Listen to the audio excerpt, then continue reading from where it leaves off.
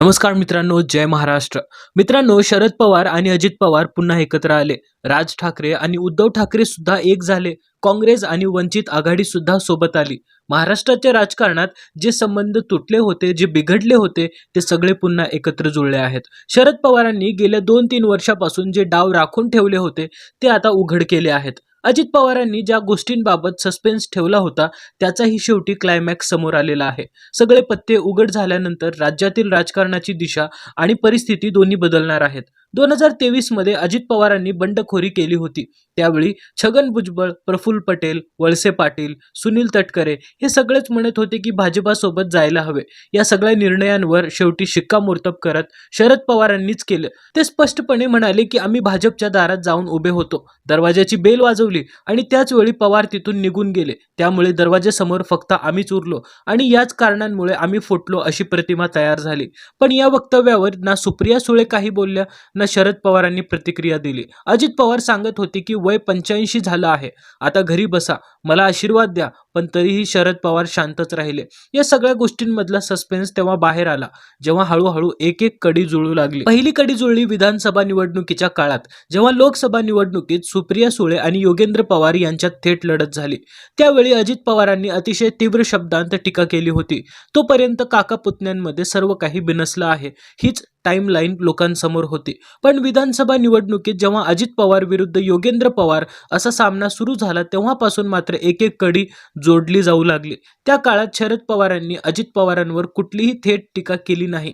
बारामती माझी आहे, मीच ती उभी केली, आधी मी होतो मग पुतण्या, असा कुठलाही संदेश त्यांनी दिला नाही. सुप्रिया सुळेंनी सुद्धा योगेंद्र पवार निवडून यावेत यासाठी फार आक्रमक भूमिका घेतली नाही. सामान्यतः ताकद तेव्हाच लावली जाते जेव्हा समोरच्या उमेदवारावर जोरदार टीका केली जाते.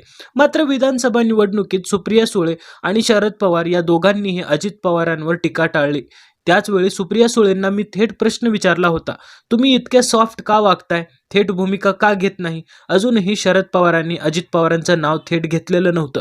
आपण पाहिलंय उदयनराजे भोसले जेव्हा दुसऱ्या पक्षात गेले तेव्हा शरद पवारांनी सभेत स्पष्टपणे सांगितलं होतं, माझी चूक झाली, ती मी मान्य करतो, आता उमेदवार पाडायचा आहे. एवढंच नाही तर साताऱ्यात जाऊन त्यांनी थेट सभा घेतली आणि उदयनराजेंना पाडण्याचं आवाहन केलं. पण बारामतीत तसं का झालं नाही? शरद पवार कधीच असे म्हटले नाहीत की बारामती माझी आहे किंवा माझी मुलगी 3 टर्म खासदार होती, तिला हवं असतं तर मी केंद्रात मंत्री करू शकलो असतो, किंवा मी सगळं अजित पवारांना दिलं आणि आज ते माझ्या विरोधात गेले, त्यामुळे त्यांना पाडायचं आहे, असं एकदाही त्यांनी सांगितलं नाही. उदयनराजेंच्या बाबतीत मात्र ते स्पष्ट होतं. सुनील शेळकेच्या एबी फॉर्मवर माझी सही आहे, पक्षाचा अध्यक्ष मी होतो, तू कसा निवडून आलास, असं थेट बोलणारे शरद पवार बारामतीत मात्र अजित पवारांविरोधात एकही शब्द बोलले नाहीत.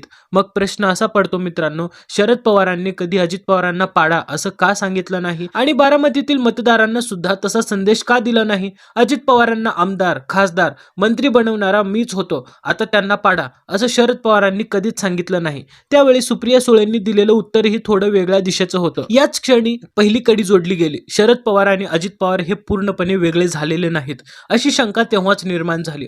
हळूहळू दिवस जात गेले तसे आणखीन क्लायमॅक्स समोर येऊ लागले. जसं चित्रपटात इंटरव्हल नंतर खरी कथा उलगडते, तसंच इथे सुद्धा घडलं. खरी स्टोरी शरद पवारांनीच लिहिली होती. अजित पवार फक्त त्या पिक्चरचे हिरो होते आणि दिग्दर्शक मात्र शरद पवारच होते. हे सगळं इंटरव्हल नंतरच स्पष्ट झालं. ट्रेनी IPS अधिकारी अंजना कृष्णा यांच्याबाबत अजित पवारांनी केलेल्या वक्तव्यानंतरही हेच दिसून आलं. या वक्तव्यानंतर सुप्रिया सुळे आणि पवार यांनी शब्द बदलले, पण अजित पवारांना थेट लक्ष केलं नाही. दादांची भाषा वेगळी आहे असं म्हणत विषय दुसरीकडे वळवण्यात आला. याच ठिकाणी या संपूर्ण घडामोडींची दुसरी महत्त्वाची कडी जोडली गेली. पुढे पार्थ पवारांच्या जमीन खरेदी व्यवहारावरून अनेक आरोप प्रत्यारोप झाले. एका टप्प्यावर पार्थ पवार अडचणीत येतील अशी परिस्थिती होती, पण शरद पवारांनी विरोधकांसारखं ते प्रकरण लावून धरलं नाही. सुप्रिया सुळेंनी सुद्धा ते मुद्दे पुढे रेटले नाहीत. उलट पार्थ पवारांना पाठीशी घालण्याची भूमिका सुप्रिया सुळेंनी घेतली. रोहित पवारांच्या बाबतीतही असंच घडलं. जेव्हा माणिकराव कोकाटे आणि धनंजय मुंडे सारखे मंत्री अडचणीत येत होते, तेव्हा सुप्रिया सुळे किंवा पवार कुटुंबातील नेते संबंधित व्यक्तीवर टीका करत होते. म्हणजे धनंजय मुंडे असतील तर त्यांच्यावर, माणिकराव कोकाटे असतील तर त्यांच्यावर थेट टीका झाली. पण पक्षाचे नेते म्हणून अजित पवारांना लक्ष करण्याचं काम सुप्रिया सुळे, रोहित पवार आणि शरद पवार यांनी जाणीवपूर्वक टाळलं. हीच या संपूर्ण घडामोडींची तिसरी महत्त्वाची कडी ठरली. यातून शरद पवार आणि अजित पवार नेमकी कोणती स्क्रिप्ट लिहितायत याची दिशा स्पष्ट होत गेली. दरम्यान काही बातम्या अशा सुद्धा आल्या की संसदेत केंद्र सरकारच्या बाजूला बसायचं की विरोधी बाकावर हे ठरवण्याचे सर्व अधिकार शरद पवारांनी सुप्रिया सुळेंना दिले होते. आमच्या पक्षातील एका गटाचा मतप्रवाह अजित पवारांसोबत म्हणजे सत्तेबरोबर जाण्याचा आहे हे शरद पवारांनी स्वतः मान्य केलं होतं. याच क्षणी चौथी कडी जोडली गेली. दोन्ही पवार हळूहळू जुळवून घेत आहेत हे स्पष्ट झालं. थोडक्यात सांगायचं तर आधीपासून लिहिलेल्या स्क्रिप्ट प्रमाणे कधी जुळवून घ्यायचं, कधी प्रतिक्रिया द्यायची हे ठरलेलं आहे. असा अंदाज या चौथ्या कडीमुळे अधिक मजबूत झाला. आणि सगळ्यात महत्त्वाची पाचवी व शेवटची कडी म्हणजे पुणे आणि पिंपरी चिंचवड महानगरपालिकेसाठी आम्ही युती करणार आहोत, आम्ही आघाडी करणार आहोत अशी थेट घोषणा. यावर शिक्कामोर्तब करत शरद पवारांनी आत्तापर्यंत दडवून ठेवलेले सगळे पत्ते उघड केले. याच पार्श्वभूमीवर सध्या भाजपकडून दोन्ही पवारांवर किती टोकाची टीका होते हे सुद्धा लक्षात येतंय. चंद्रशेखर बावनकुळे यांचं वक्तव्य त्यांचं उदाहरण आहे. ते म्हणाले, सिंचन घोटाळ्याची फाईल अजून बंद झालेली नाही, प्रकरण कोर्टात प्रलंबित आहे. यावर अजित पवारांनी तात्काळ प्रतिक्रिया देत स्पष्ट केलं, मी पिंपरी चिंचवड पुरतच बोलत होतो, थोडक्यात बोलत होतो. सिंचन घोटाळ्याचे आरोप ज्यांनी माझ्यावर केले आज मी त्यांच्यासोबत सत्तेत आहे एवढंच सांगून अजित पवारांना अक्षरशः आठवणपत्र घ्यावं लागलं. पण भाजपने लगेच आपला रंग दाखवला. आमच्यासोबत असाल तर तुम्ही सुरक्षित आहात, पण आमच्यासोबत नसाल तर काहीही होऊ शकतं हे दाखवण्यासाठी सिंचन घोटाळ्याची फाईल पुन्हा बाहेर काढून भाजपने मोठा गाजावाजा केला. रवींद्र चव्हाण असोत, अजित पवार असोत किंवा देवेंद्र फडणवीस असोत, सगळेच एकमेकांवर तुटून पडलेले दिसत आहेत.